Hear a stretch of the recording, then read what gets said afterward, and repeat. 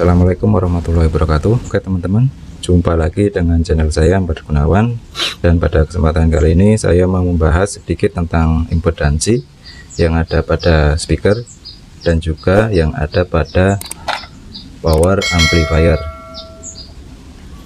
Pada intinya, untuk main impedansi pada speaker itu harus melihat power amplifier yang kita gunakan. Kita harus tahu dulu impedansi yang dianjurkan oleh sebuah power amplifier. Misalnya ini kan kelas D ya. Kelas D itu impedansinya bisa main 4 ohm.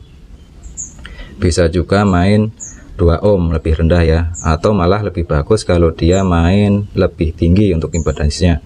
Misal rekomendasi dari amplifiernya 4 ohm atau 2 ohm. Kita main 6 ohm atau 8 ohm. Dan beda lagi kalau kita punya power OCL seperti ini ya. Ini tuh kelas AB, kelas rumahan ya. Dan ini tuh impedansinya 8 ohm. Kita harus mencari speaker yang juga impedansinya 8 ohm. Jangan memasang speaker misal 8 ohm di paralel, itu menjadi 4 ohm. Efeknya dia akan cepat rusak ya. Jadi sebenarnya cara yang paling tepat untuk memasang speaker pada power amplifier selain mencocokkan wattnya, juga harus memperhatikan impedansi yang ada pada power amplifier.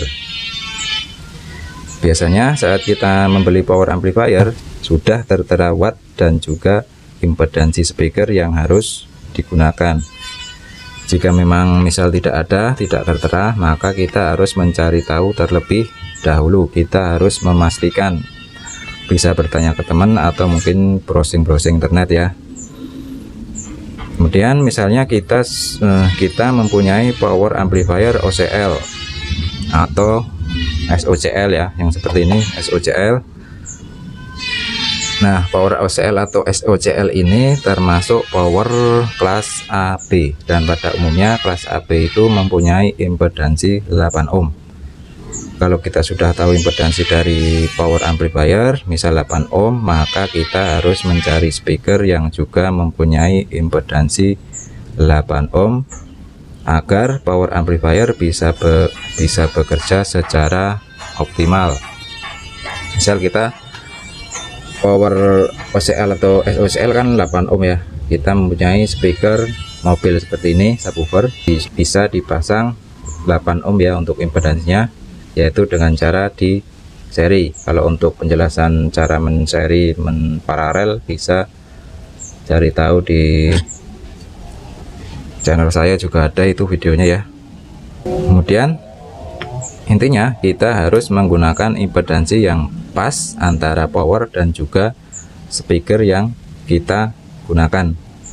Ya boleh-boleh saja menggunakan impedansi yang lebih tinggi, efeknya suara speaker menjadi lebih kecil, tapi jangan menggunakan impedansi speaker lebih rendah ya dari yang dianjurkan oleh power amplifier, karena efeknya fatal bagi power amplifier kita.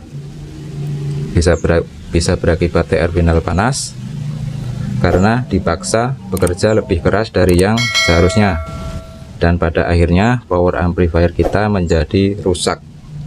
Masih mending kalau hanya powernya yang rusak dan tidak menjalar ke speaker. Kalau speaker juga rusak, maka habislah sudah.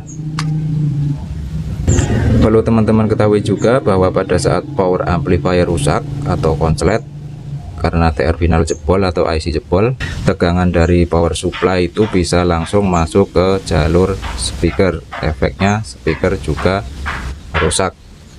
Bahkan jika power supply tidak cepat-cepat kita cabut, maka power supply juga rusak. Misalnya kita menggunakan trafo atau SMPS ya.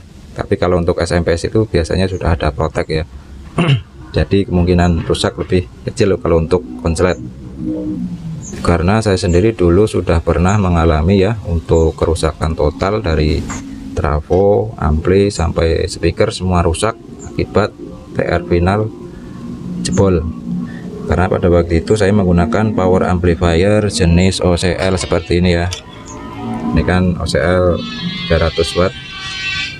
Kalau dulu saya menggunakan jengkolan ya, nggak tahu atau palsu, pokoknya pasang aja, dan masang speaker pun saya nggak merhatiin impedansi, pokoknya langsung pasang aja, ya efeknya ya seperti itu.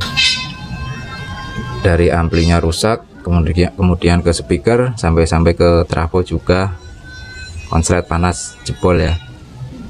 Jadi seperti itu teman-teman untuk pemasangan speaker ke power amplifier. Yang harus diperhatikan itu selain watt, kita juga harus memperhatikan impedansi yang ada pada power amplifier.